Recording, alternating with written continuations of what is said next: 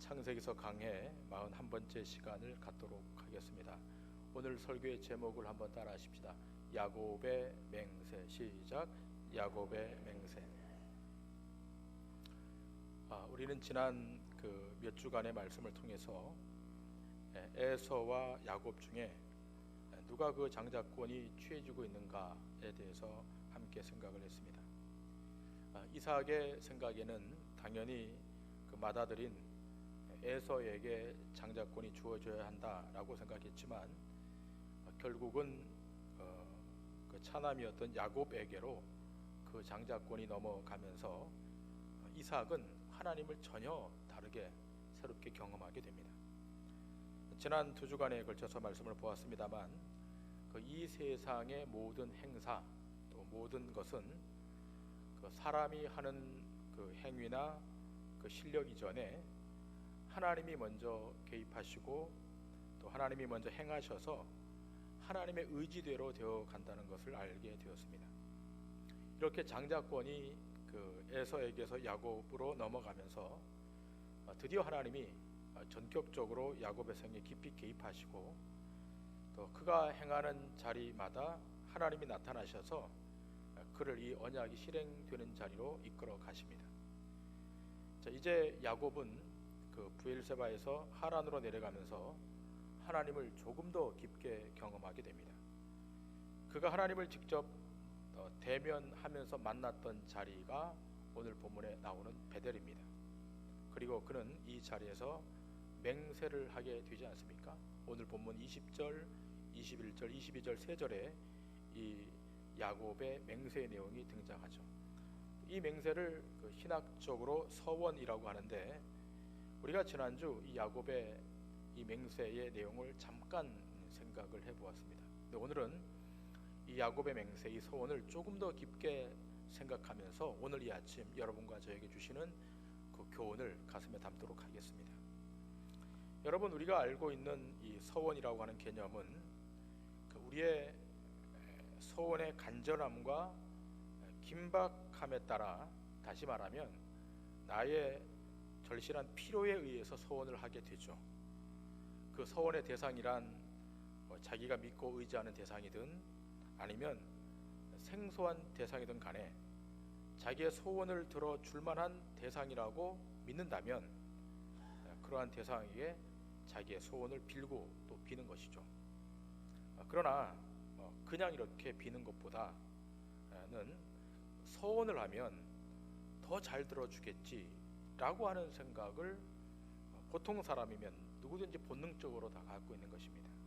그래서 우리가 누구에게 간단한 부탁을 할 때에도 또 그 부탁을 받는 입장에서 쉽게 들어줄 수 있는 그 사안임에도 불구하고 한마디 이렇게 던지는 말이 있지 않습니까? 맨입으로 되냐라고 말을 하죠.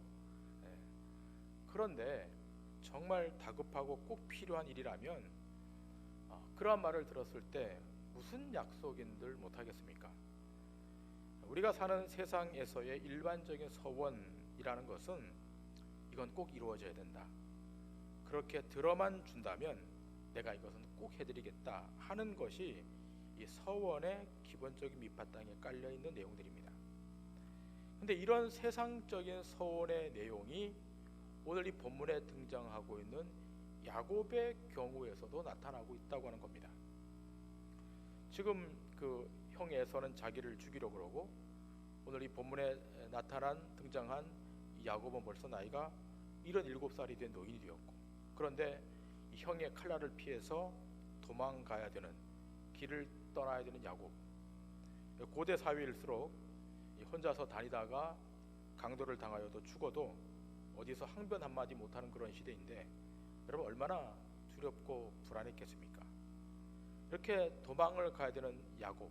그런데 꿈에 하나님이 나타나셔서 야곱에게 계시의 말씀을 하는 겁니다. 그 계시의 말씀이 오늘 창세기 28장 20절부터 22절의 말씀입니다. 오늘 본문에 이렇게 기록되어 있지 않습니까? 야곱이 서원하이르되 하나님이 나와 함께 계셔서 내가 가는 이 길에서 나를 지키시고 먹을 떡과 입을 옷을 주시어 내가 평안히 아버지 집으로 돌아가시게 하오면 여호와께서 나의 하나님이 되실 것이요 내가 기둥으로 세운 이 돌이 하나님의 집이 될 것이요 하나님께서 내게 주신 모든 것에서 10분의 1을 내가 반드시 하나님께 드리겠나이다 하였더라. 하나님이 이삭에게 꿈에 나타나셨으니까 얼마나 그 황홀했고 얼마나 그 가슴 벅찼겠습니까? 그래서 지금 이 야곱이 이런 말을 하는 거죠. 근데 여러분, 하나님께서 이 언약을 주실 때 이 언약은 전혀 다른 언약을 야곱에게 주는 것이 아니라 이미 아브라함과 이삭에게 하셨던 언약을 반복해 주는 것이죠. 언약을 받는 사람은 달라졌을지라도 그 언약의 내용은 동일한 거죠. 그런데 기억할 것은 이러한 언약을 주시는 것은 언약을 받는 자가 어떤 조건을 가질 수 있는 것이 아니라고 하는 거예요. 하나님의 언약은 그 특수성이 있는데 그 언약은 선택받은 자에게 그대로 임하는 것이지 받는 자가 어떤 조건을 날 수 있는 것이 아니라고 하는 거예요. 그러니까 언약이 하나님으로부터 주어졌으면 야곱은 그 언약을 믿음으로 반응하고 순종하면 되는데 야곱은 여기에다가 다시 나름대로의 조건을 걸죠. 그 조건의 내용이 제가 지금 읽었던 창세기 28장 20절부터 22절의 말씀인 거예요. 여러분, 이 내용이 뭡니까? 하나님이 함께 하여 주시고 먹을 것과 입을 것을 해결해 주시고 자기를 다시 고향 땅으로 돌아오게 해 주시면 하나님이 나의 하나님이 될 것이요 이곳에 하나님의 집, 하나님의 전을 지어 드릴 것이고 소득의 11조를 내가 하나님 앞에 드리겠다. 조건을 걸고 소원을 하는 거죠. 근데 여러분, 이미 하나님이 언약했던 그 언약의 내용 안에는 어떤 내용이 포함되어 있습니까? 이미 함께 하시겠다, 함께 지키겠다, 내가 내 언약을 이루기까지 절대로 너를 떠나지 아니하겠다 라는 언약의 내용이 포함되어 있지 않습니까? 그럼에도 불구하고 야곱이 또 다른 부가적인 조건을 내세운다고 하는 것은 이게 하나님의 언약의 차원에서보다는 자기의 신변 보호가 우선인 것을 우리가 알게 되는 거예요. 여러분, 야곱의 이 세 가지 소원, 우리가 지금 얘기했지만 야곱의 이 세 가지 소원 가운데 첫 번째가 뭔가 하면 자기를 보호하여 이곳으로 돌아오게 해 주시면이라는 거예요. 자기를 보호하여 이곳으로 돌아오게 해주시면 하나님이 자기의 하나님이 될 것이다 라는 거예요. 여러분, 우리가 지난주에 살폈던 것처럼 그러면 야곱이 자기가 이렇게 입으로 뱉었던 이 내용들을 그럼 자기가 다 실행했는가? 이 소원을 베들에서 약속했지만 그는 결국 이 소원을 하나도 지키지 않습니다.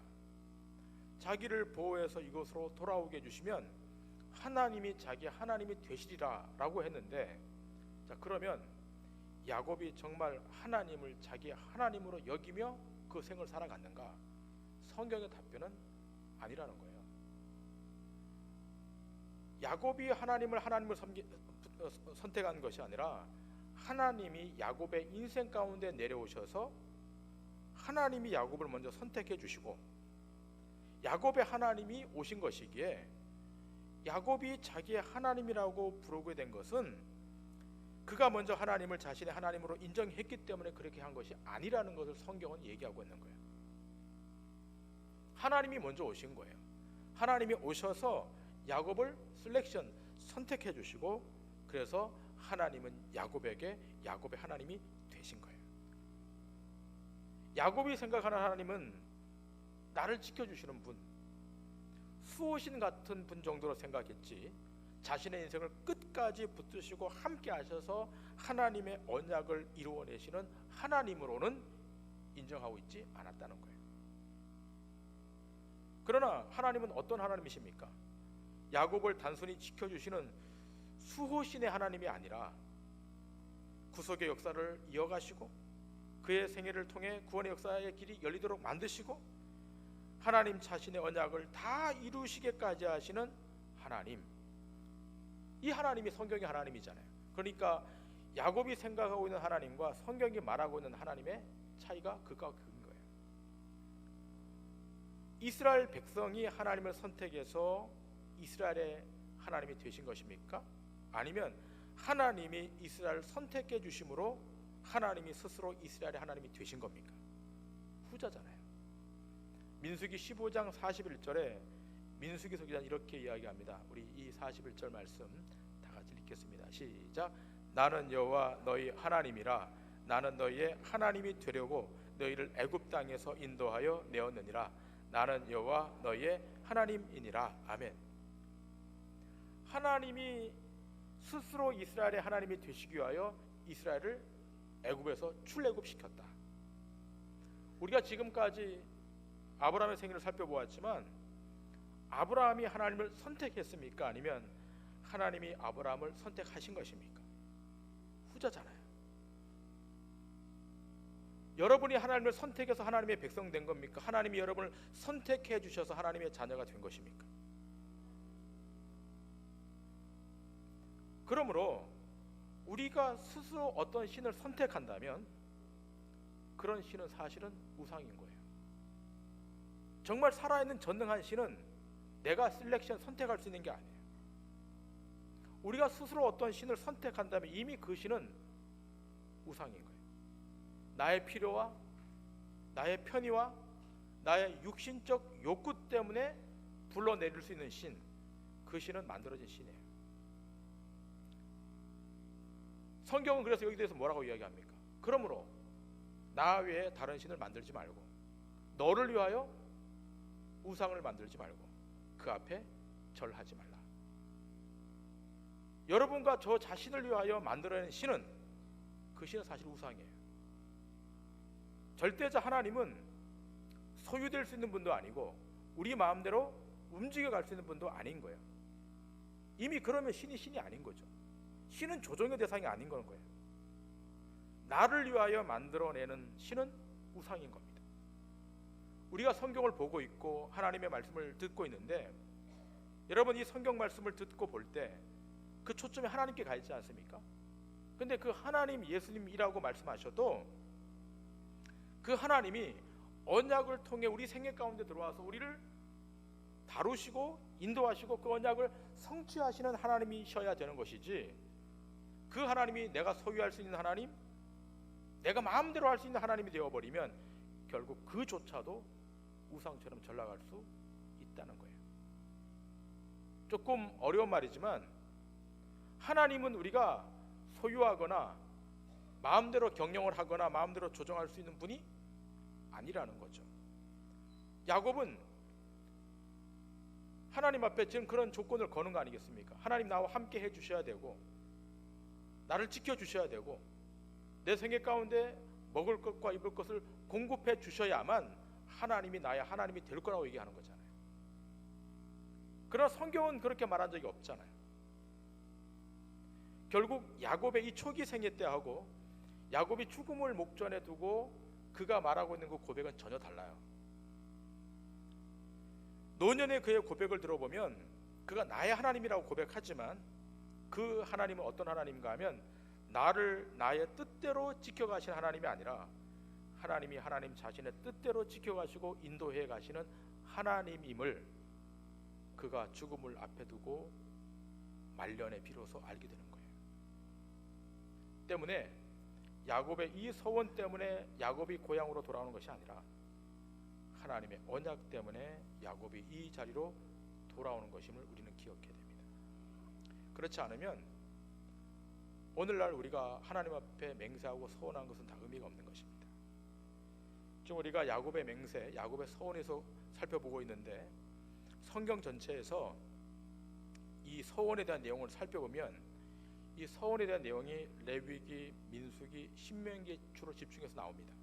그리고 뒤로 가면 시가에서 시편과 잠언, 전도서에 조금 나오게 되고 신약으로 오게 되면 거의 서원과 맹세에 대한 내용은 나오질 않습니다. 물론 사도행전에서 이와 맥락이 비슷한 그 내용 두 번이 나옵니다만 이것은 조금 경우가 다릅니다. 근데 이 서원이, 이 맹세라고 하는 것이 레위기, 민수기, 신명기에서 쓰여질 경우에는 자기의 어떤 특정한 소원을 위한다라기보다는 하나님께 거룩하여 구별하기 위한 장치로 이 서원이 동원되는 거예요. 자, 예를 제가 한번 들겠는데, 나실인의 서원이 있지 않습니까? 민수기서에 보면 나실인의 서원이 있는데, 나실인의 서원이 바로 그와 같은 것입니다. 민수기 6장 2절에 보면 민수기서 기자가 이렇게 이야기합니다. 자, 민수기 6장 2절 말씀 다 같이 읽겠습니다. 시작. 이스라엘 자손에게 전하여 그들에게 이르라. 남자나 여자가 특별한 서원 곧 나실인의 서원을 하고 자기 몸을 구별하여 여호와께 드리려고 하면. 자, 여기 보면 이스라엘 자손에게 메시지가 가는데 남자나 여자가 특별한 서원, 특별한 서원이 있는 거죠. 그 특별한 서원 곧 나실인의 서원을 하고 자기 몸을 구별하여 여호와께 드리려고 하면. 자, 이 민수기 6장의 말씀은 나실인에 대한 규례로 기록되어 있는데, 남자나 여자가 나실인으로 서원하겠다라고 하는 것은 어떤 의미를 담고 있느냐? 하나님께 자신을 거룩하게 구별하는 의미가 있다는 거예요. 어떤 자기 소원을 만족시키고 끄집어내자고 하는 것이 아니라, 이런 소원은 내가 하나님 앞에 더 거룩해져야겠다라는 의미에서의 소원인 거죠. 민수기 30장 2절에 민수기서 기자는 이렇게 이야기합니다. 사람이 여호와께 서원하였거나 결심하고 서약하였으면 깨뜨리지 말고 그가 입으로 말한 대로 다 행할 것이니라. 자, 이 민수기서 30장은 일반적인 서원에 관한 규례인데요, 서원을 하는 동기가 그 마음이 변개하지 못하도록 제어하는 데 그 의미가 있는 거예요. 그러니까 절제하라는 거죠. 그런데 이러한 동기가, 그러한 서원을 한 동기가 결혼을 안 한 자녀일 경우, 그때는 그 부모가 하나님 앞에 제사를 드리며 그 서원을 파기해도 된다는 그 법이 레위기에 있습니다. 그럼 만일 동의하면 그 서원을 지켜야 되는 거죠. 자, 아내의 서원도 마찬가지입니다. 아내의 서원도 그것이 불가할 정도로 큰 것이면 그 남편이 하나님 앞에 제사하면서 파기할 수도 있습니다. 이런 여백이 있는 거예요. 이런 식의 서원입니다. 그런데 이러한 내용은 어떠한 절박한 자기의 소원을 관철하기 위한 것이라기보다는 하나님 앞에서 내 마음을 거룩하게 정결하게 거기에다 고정시키기 위해서 하는, 그러니까 헌신적 차원의 서원인 거죠. 그러니까 신약으로 말하자면 기도할 틈을 얻기 위해서 서로 분방하는 것, 이런 것들이 거기 포함되는 것이죠. 자, 그런데 어떤 경우에 너무너무 무리한 서원을 했을 경우는 어떻게 그러면 구약 성경이 규정하고 있는가? 그 사람이 서원을 했는데 과도한 서원을 한 거예요. 갚을 힘이 없는 거예요.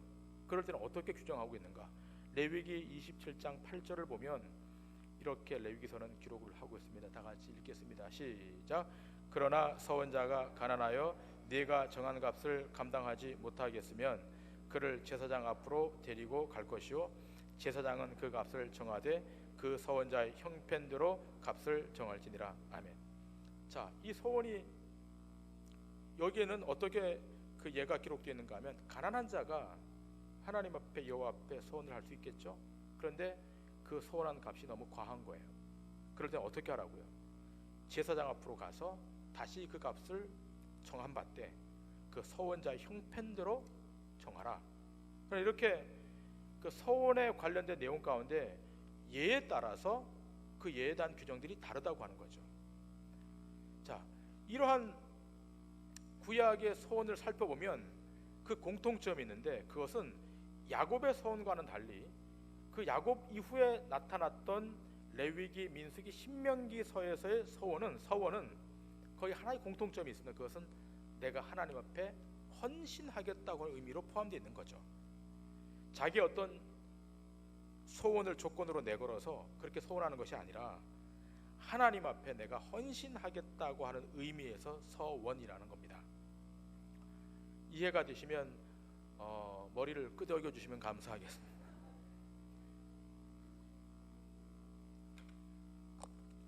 구정설에 떡국을 많이 드셔서 그러신지, 만두를 과하게 드셔서 그러신지, 네.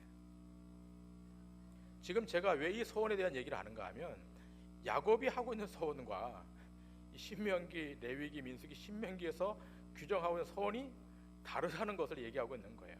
예. 그런데 여러분, 이 서원 외에 아주 예외적인 조건부 서원도 하나 있습니다.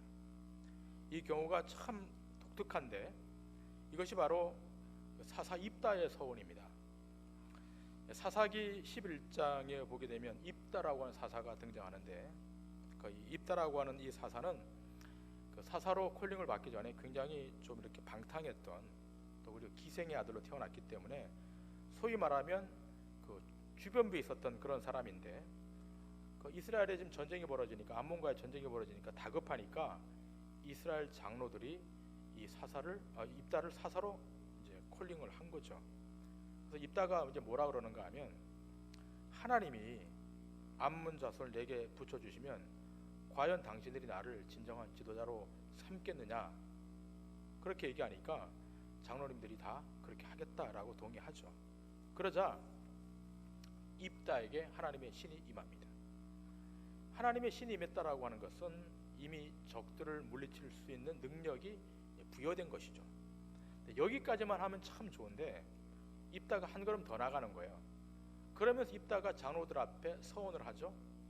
내가 암몬과의 전쟁에서 승리하고 돌아오면 자기를 가장 먼저 환영하는 그 사람을 하나님께 내가 번제로 드리겠다라고 얘기를 해요.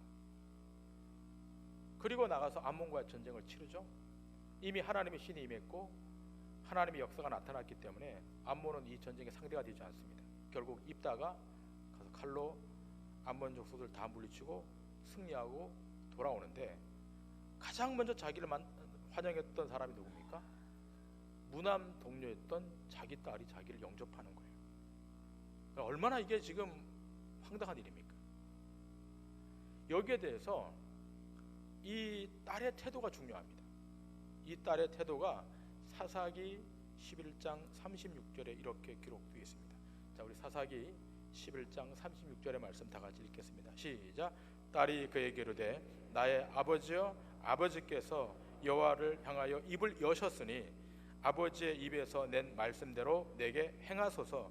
이는 여호와께서 아버지를 위하여 아버지의 대적 암몬 자손에게 원수를 갚으셨음이니라 하니라. 아멘.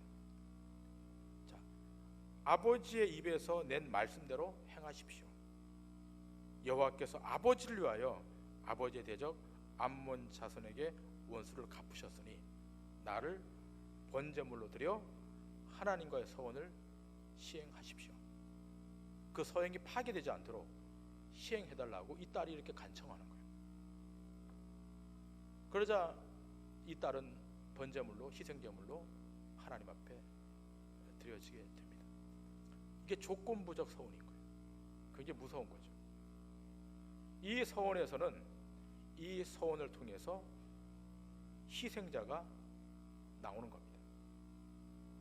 그러니까 이 조건부적 서원은 그 서원의 대가가 있고 그 서원에 따른 희생이 있다는 거죠.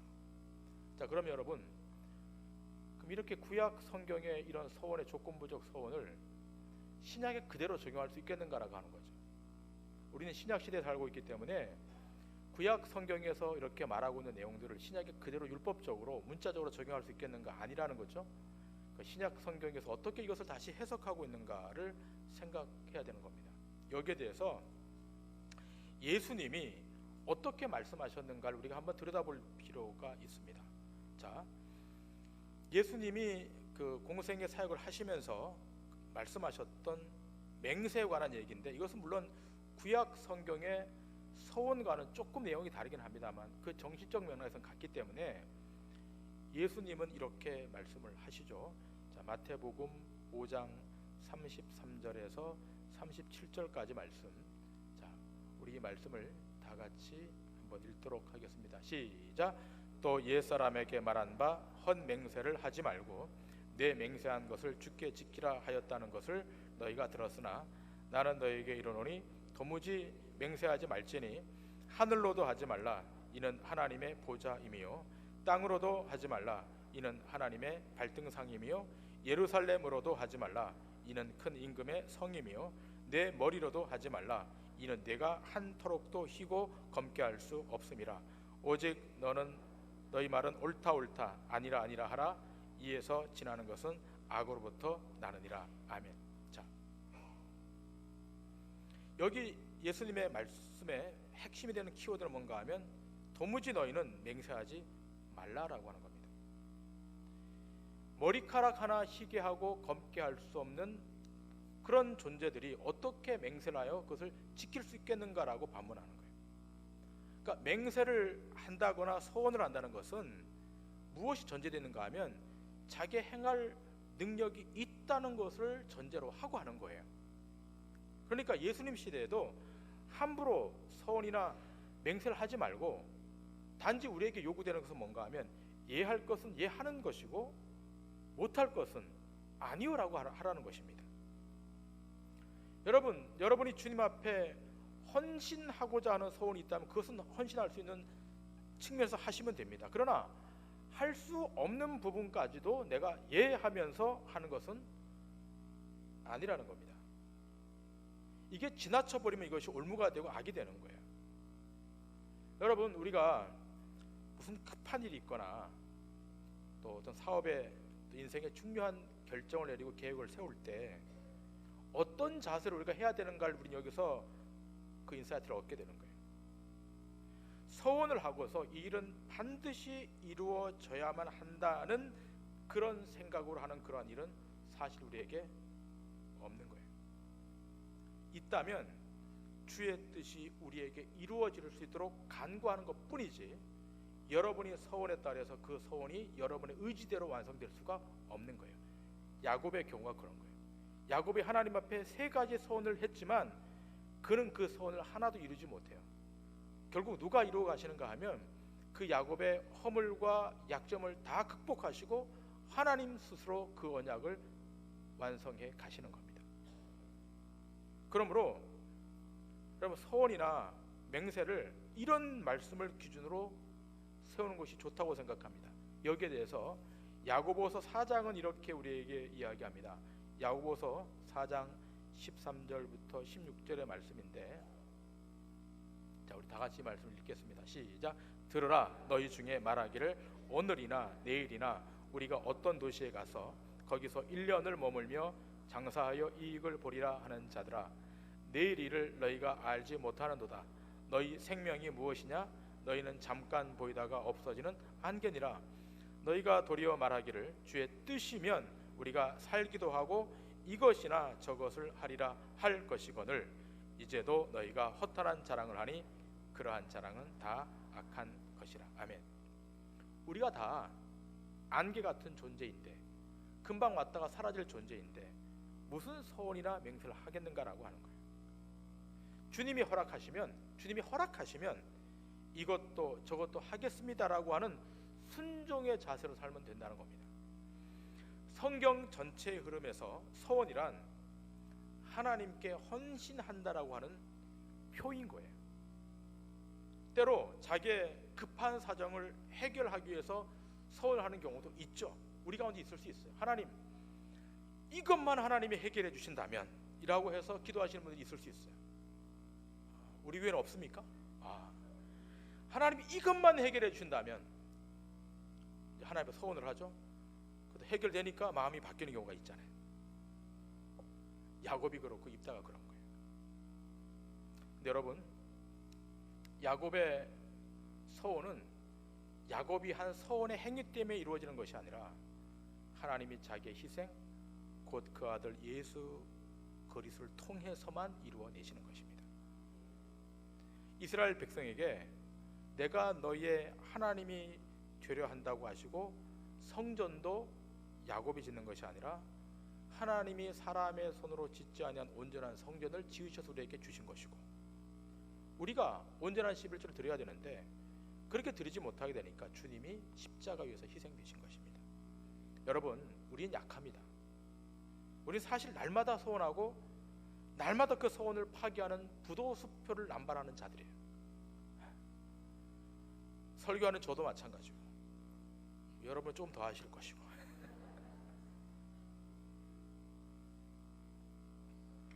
찬송하고 기도할 때 뜨거울 때는 하겠다 그랬다가 집에 가서 부부싸움 한번 하면 싹 바꿔지고,